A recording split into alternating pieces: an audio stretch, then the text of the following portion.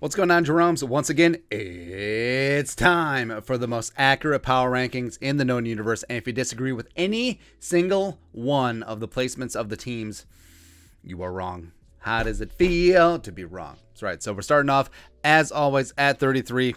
Got the greasy, grimy Green Bay Packers. Allegedly 10-3. Hey, congratulations for beating the Bears at home in prime time. Is it just me, or does it feel like the Packers have 17 home games? It does. And Aaron Rodgers, out of the toe. Oh, Sokotoa.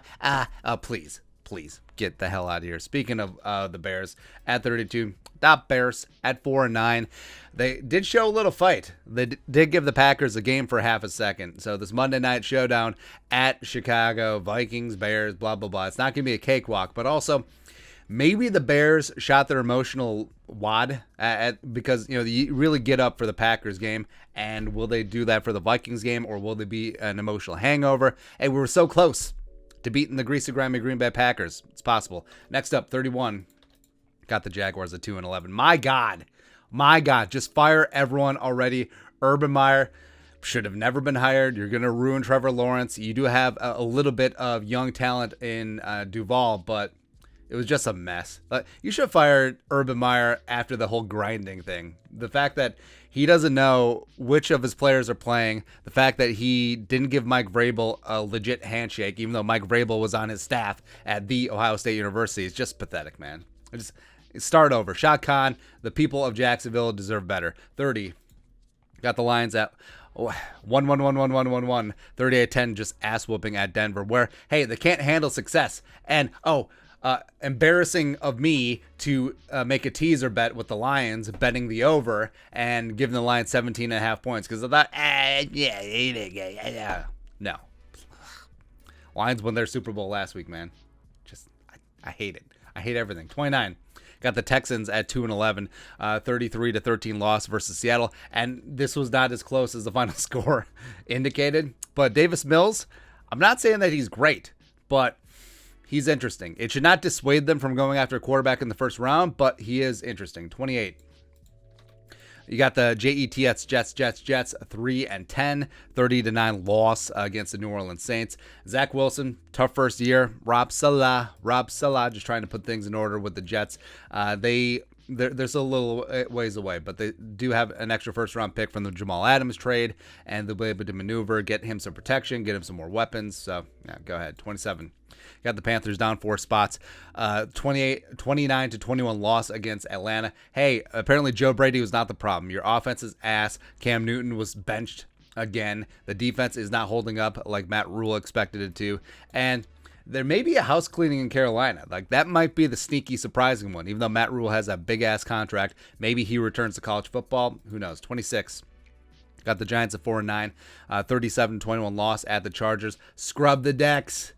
Gettleman, gone. Joe Judge, even though I like him, he may get another shot somewhere else, but Giants fans deserve better. 25, got the Raiders. Hey, remember when the Raiders were in first place in the AFC West? Just a 48-9 ass kicking at Kansas City, down 5 spots. By the way, when has stomping on the other team's logo ever worked out?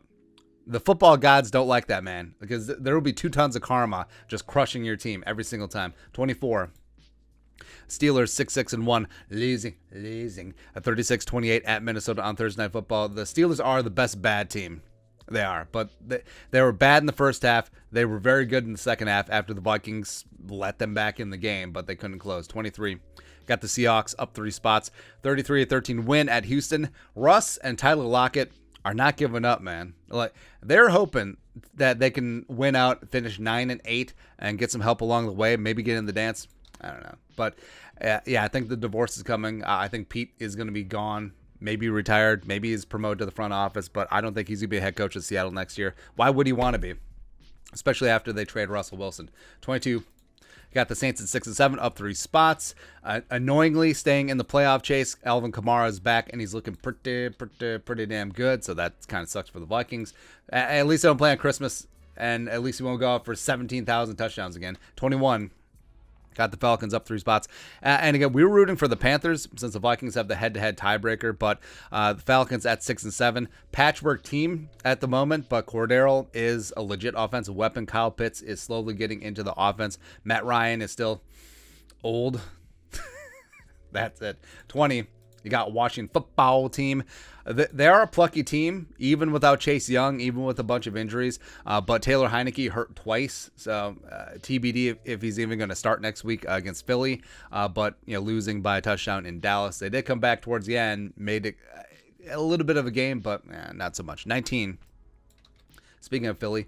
So got the Eagles on bye at 6 and 7. Jalen Hurts has a chance to get healthy, although Minshew mania is taking over the globe, man. 18. You got the Broncos at 7 and 6. I love that Demaryius Thomas tribute, lining up a 10 men, leaving that X receiver spot open. That's where 88 DT always lined up. Now, I don't think that this win was indicative of the quality of the Broncos. I have no idea what type of team that they are still. Javonte Williams needs to get more work over Melvin Gordon, the stupid Badger. I don't care. Melvin Gordon had a good game. And hey, Teddy. At least that defense is good. 17. The Dolphins on bye. Now, I don't think that the Dolphins will make the playoffs, but could they win out? Like, could they make this thing interesting? Flores and company hard charging. Tua and Waddle seeming to really get things together. I don't know, but they are interesting. 16, got the Bengals down 4 spots, losing in overtime against the Niners. They had to come back to do it. You couldn't do us one solid. Like, you couldn't just knock off the Niners one time. You're at home. My God. 15, you got the Niners at 7-6. Winning in overtime at Cincinnati. And this was a piss pounding from the get-go. How did this thing even get into overtime? I don't understand it, but they let them come back in. Maybe Kyle Shanahan learned a few things from Kubiak. Who really knows? 14. You got the Browns at 7-6, 24-22 win versus Baltimore. They almost Brownsed it.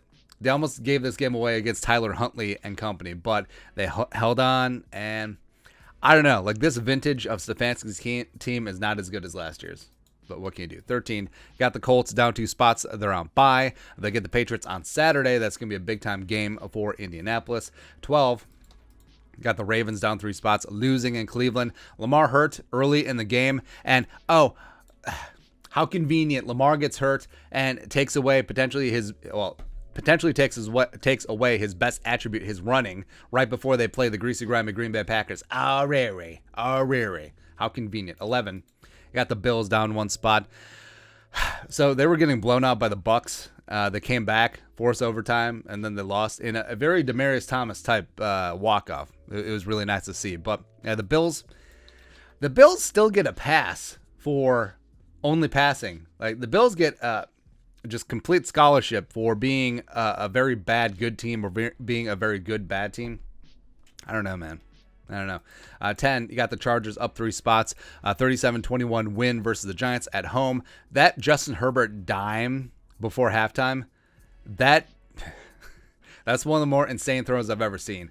Just the power and the accuracy that he put on it. He's still not the 2020 Offensive Rookie of the Year, but whatever. Respect that throw. Vikings at 9, up 5 spots. We're back, baby. Woo! Dirty Man is back. 6 and 7, 36-28 survival against Pittsburgh. Hey, I was told that a win is a win. It doesn't matter if you win by an inch or a mile or blow a 29-point lead. Nearly. A win is a win. Then you got the Bears on Monday Night Football. Get to 7 and 7, keeping Skull alive. You got the Rams, and then you got the Packers, and then you got the stupid Bears again. 8. You got the Tennessee Titans hold and serve, beating Jacksonville 20-0. If they get Derrick Henry back, which he could return for the playoffs, baby. 7. Got Alabama on bye. Going to take it to Cincinnati on New Year's Eve. I do think that it's likely to be an Alabama-Georgia rematch, but Alabama-Michigan, that'd be an interesting game.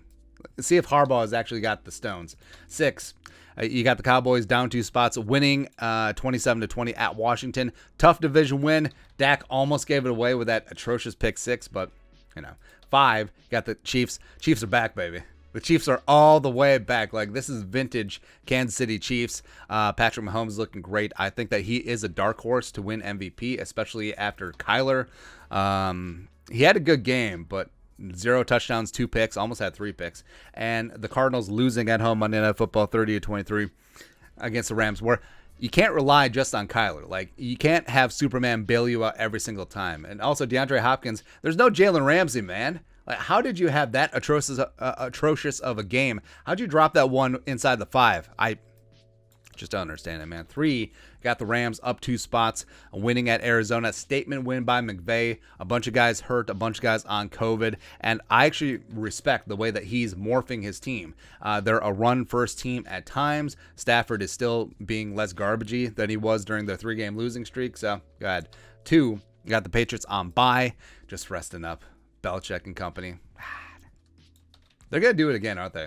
And also at 1, you got the Bucs up 2 spots, beating the Bills at home. Tom Brady still owns the Bills. And, you know, a Bucs-Patriots Super Bowl, you know, the NFL is just like, you like the juice, huh? I would be okay with it. If the Vikings can't make the Super Bowl, Bucs-Patriots, I'd watch that game. But what are your thoughts on our thoughts? The most accurate power rankings in the known universe. And again, if you disagree with any single one of the team placements, you were wrong. You're wrong. Plus, this is the only power ranking that has Bama in it.